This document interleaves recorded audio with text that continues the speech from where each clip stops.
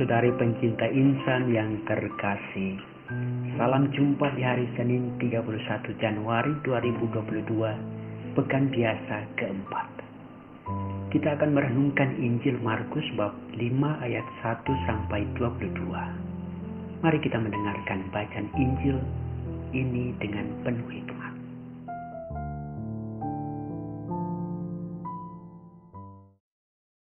Sekali peristiwa, sampailah Yesus dan murid-muridnya di seberang danau Galilea di daerah orang Gerasa.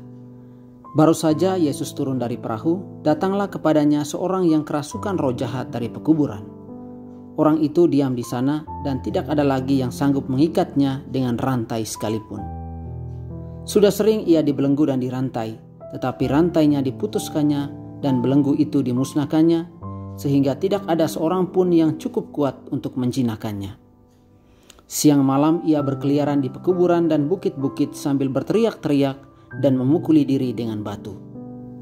Ketika melihat Yesus dari jauh, berlarilah ia mendapatkannya. Ia lalu menyembahnya dan dengan keras ia berteriak, "Apa urusanmu dengan aku, hai Yesus, anak Allah yang maha tinggi? Demi Allah, jangan siksa aku." Karena sebelumnya Yesus mengatakan kepadanya, "Hai engkau roh jahat, keluarlah dari orang ini." Kemudian Yesus bertanya kepada orang itu, "Siapa namamu?" Jawabnya, "Namaku Legion, karena kami banyak." Ia memohon dengan sangat supaya Yesus jangan mengusir roh-roh itu keluar dari daerah itu. Adalah di sana di lereng bukit sekawanan babi sedang mencari makan. Lalu roh-roh itu meminta kepada Yesus, katanya, "Suruhlah kami pindah ke dalam babi-babi itu dan biarkanlah kami memasukinya." Yesus mengabulkan permintaan mereka. Lalu keluarlah roh-roh itu dan memasuki babi-babi itu. Maka kawanan babi yang kira-kira 2.000 jumlahnya itu terjun dari tepi jurang ke dalam danau dan mati lemas di dalamnya. Maka larilah penjaga-penjaga babi itu. Mereka menceritakan hal itu di kota dan di kampung-kampung sekitarnya. Lalu keluarlah orang itu untuk melihat apa yang terjadi. Mereka datang kepada Yesus dan melihat orang yang kerasukan itu duduk. Orang yang tadinya kerasukan legion ini kini berpakaian dan sudah waras. Maka takutlah mereka. Orang-orang yang telah melihat sendiri hal itu menceritakan apa yang telah terjadi atas orang yang kerasukan setan itu dan tentang babi-babi itu. Lalu mereka mendesak Yesus supaya ia meninggalkan daerah mereka.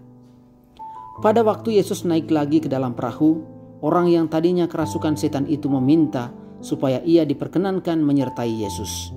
Tetapi Yesus tidak memperkenankannya.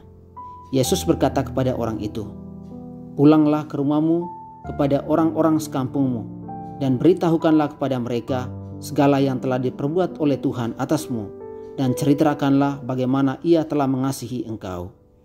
Orang itu pun pergi dan mulai memberitakan di daerah Dekapolis segala apa yang telah diperbuat Yesus atas dirinya, dan mereka semua menjadi heran.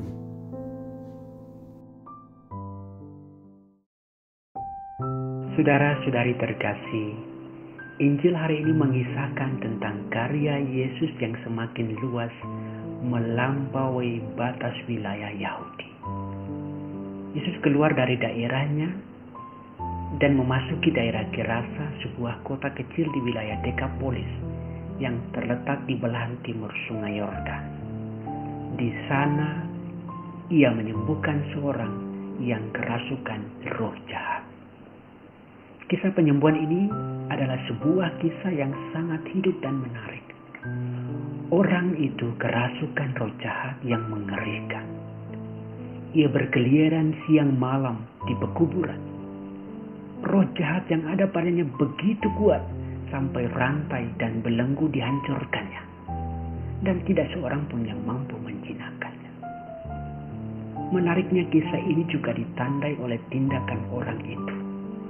Melihat Yesus, ia datang bersembah sujud kepadanya dan mengakuinya sebagai anak Allah. Bagaimana mungkin orang kerasukan itu mewartakan sesuatu yang tidak pernah dilakukan para murid dan orang Yahudi, yaitu Yesus sebagai anak Allah? Tidak hanya itu, Yesus memenuhi permintaannya dan memindahkan roh jahat itu kepada kawanan babi. Maka ia yang begitu lama diasingkan dan dianiaya oleh masyarakat karena roh jahat itu pun disembuhkan. Setelah itu, ia ingin mengikuti Yesus.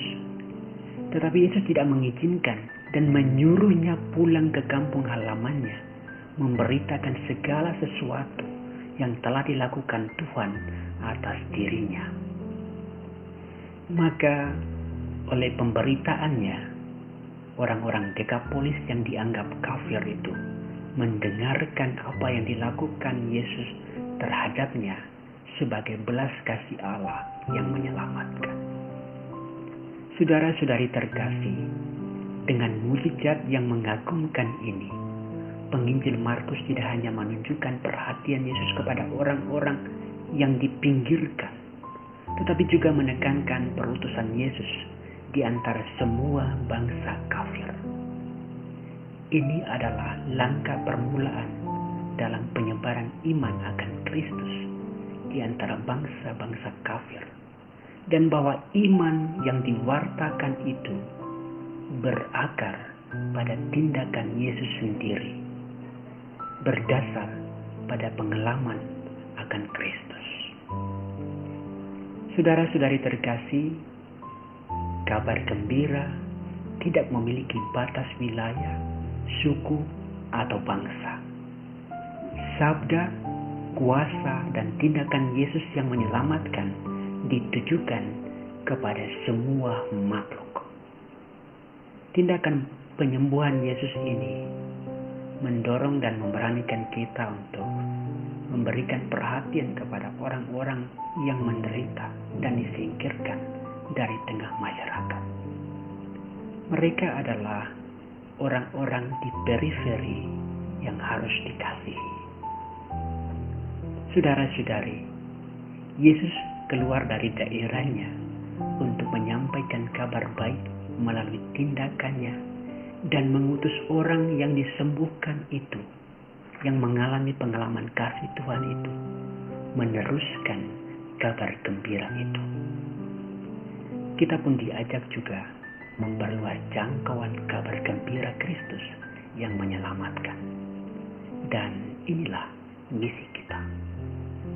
Bila waktu hidup ini adalah kesempatan untuk menjumpai siapa saja secara langsung maupun melalui media komunikasi, jangan lupa menyampaikan sepenggal kabar gembira dengan cara kreatifmu agar Injil semakin menjangkau banyak orang, menyentuh, merangkul, menyembuhkan, dan membaharui banyak insan.